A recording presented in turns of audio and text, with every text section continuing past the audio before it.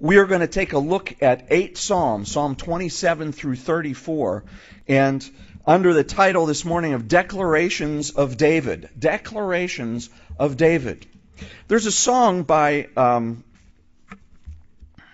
somebody, their name just escaped me. It's a wonderful thing getting old. It's a blessing. The problem is you don't get to choose what you forget, And some things are wonderful to forget.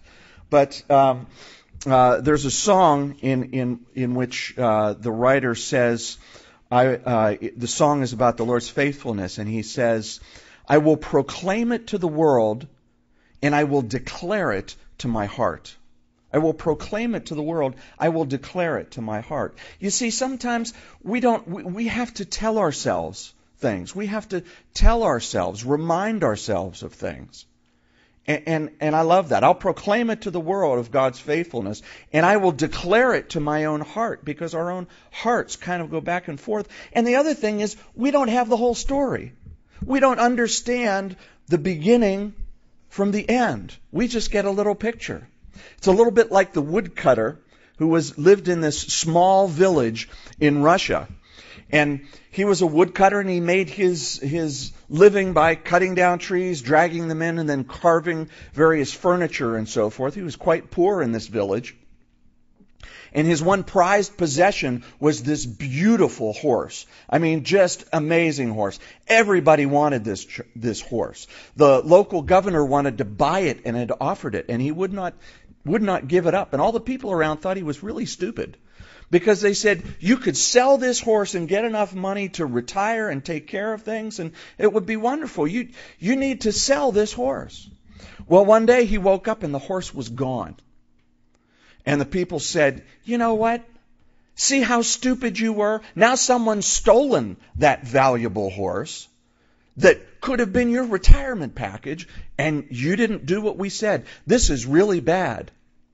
And he said, you don't know if this is really bad. All you know is that the horse is gone. That's all you know. But you don't know whether this is good or bad, because you don't know the beginning from the end. You don't know how this story will play out. You're looking at one word in a sentence. And a couple of weeks later, as the people thought, what an idiot this woodcutter is. A couple of weeks later, this horse came back and brought 15 other horses with it. Wild horses. And then all the people went, wow, woodcutter, you were right. This was great, because the horse just left. He came back and he brought 15 more, and now you can break them and you can train them and you can sell them, and you've got 16 horses. This is great. We were so dumb. You're so smart. And he said, you don't know if this is good or not, because all you know is that my horse came back with 15 others. But you don't know whether this is good or bad, because you don't know the beginning from the end. You're looking at one word in a whole sentence. And so as the days went by, his son began breaking the horses.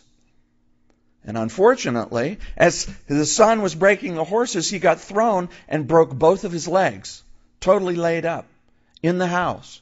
Of course, the people come by and go, gosh, woodcutter, you were right. This wasn't good. This was bad. And he said, can you imagine what he said? You don't know. You don't know if this is good or bad. You just know that my son broke both of his legs. But we don't know whether this is good or bad. And a couple of weeks later, war broke out in the area, and all the young men were drafted in the area except his son, because he had 2 broken legs. And the people came back wailing and moaning and saying, you were right. This is good. And once again he said, you don't know. And I tell you this morning, we make a lot of conclusions as we look at our lives, and we look at the things in our lives and the things that we face and the results of some action in our lives or some event in our lives, and we go, this is bad. Well, you don't really know. You don't know, because you don't know the beginning from the end. Now, the difference between that story and your life is you know the one who knows the beginning from the end.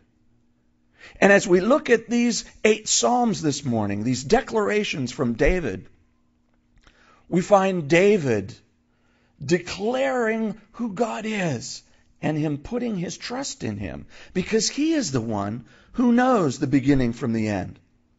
The Psalms are interesting. There are a variety of different types of psalms. There are psalms that are prayers, that are psalms like the ones we will look at today, which are primarily declarations. There are some prayers mixed in with them. There are others that are a recounting of the history of Israel. This morning, what we're looking at, we can get an idea of the whole psalm by reading the first, or at most the first 2 verses of each of the 8 psalms that we're going to look at this morning. So we're not going to read verse by verse entirely through each psalm, but from the beginning of the psalm, we will get the message that God is speaking through David, because all of these are identified as Psalms of David, and the one that is not probably is, just judging by the content of it. So if you found your way to Psalm 27, if I were to title this one, I would title it, Remember Who He Is. Remember who He is. Psalm 27. The Lord is my light and my salvation. Whom shall I fear?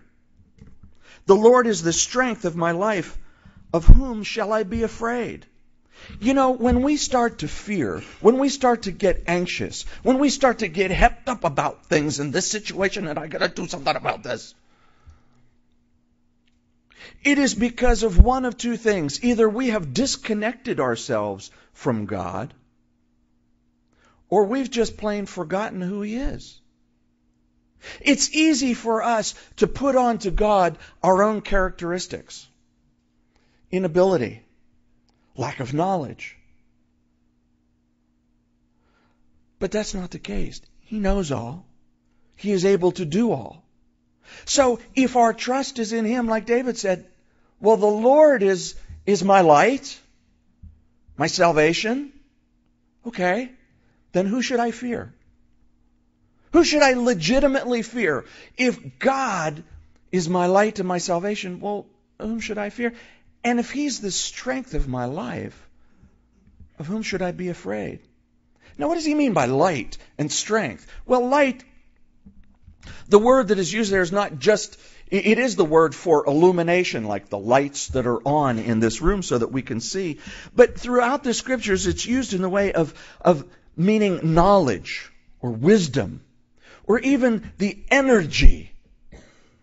You know, there's something that happens in the face and in the whole countenance and posture of a new believer in Jesus Christ. There's something that happens. It's the evidence in my heart of, yeah, this wasn't just someone praying a prayer because they thought, okay, we'll try this and see if it works. But rather, there's a change from the inside. It's the light. It's almost like a light. Here's what Jesus said in John said about Jesus in chapter 1 of the Gospel of John. Speaking of Jesus, calling Him the Word of God, He says, in Him was life, and the life was the light of men. Did you ever hear the expression that, oh yeah, when that person walks in the room, the whole room lights up? Have you ever known anybody like that?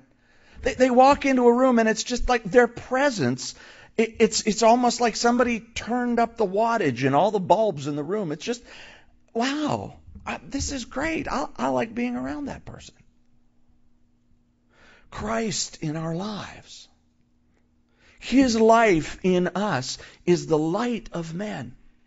Knowledge, direction, guidance, but also this sense of raising up, of brightening.